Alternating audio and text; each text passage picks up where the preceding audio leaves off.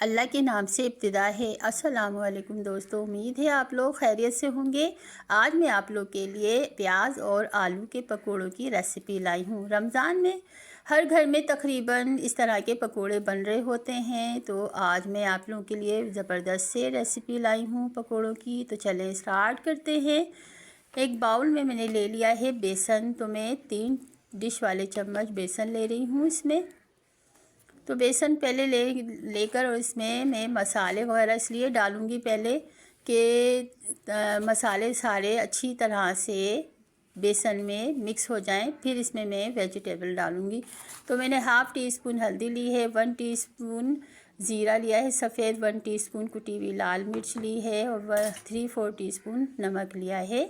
अब इसको तमाम मसालों को मिला के गाढ़ा सा मैंने ये बैटर बना लिया है। अब इसमें डाल रही हूँ मैं 1.5 बड़े साइज़ की प्याज, फुल साइज़ की प्याज बारीक स्लाइस करके डाल दी है मैंने, और 1.5 ही बड़ा वाला फुल साइज़ का आलू जो है जूलियन कट काट कर वो भी मैं इसमें डाल रही हूँ।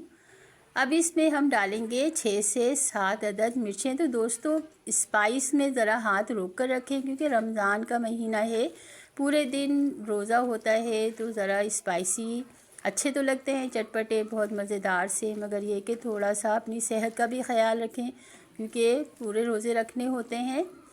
तो इस तरह अच्छी तरह से हाथ को वॉश करके इस तमाम मिक्स कर देंगे, और इस तरह से कढ़ाई को मैंने चढ़ा दिया है चूल्हे पे, और इस तरह से हम सारे पकोड़े हाथ से थोड़ा सा फैला कर लेना है, क्योंकि ये तो उमूमन क्योंकि ये सब्ज़ी ज़्यादा है इसके अंदर और बेसन कम है, तो इसमें अच्छी तरह से अंदर तक कुक हो जाएंगे ये पकोड़े। तो देखें उलट पलट करके इसको चला लेते हैं, तो देखिए कितने ज़बरदस्त से मज़ेदार से क्रिस्पी से फ्राई हो रहे हैं पकोड़े।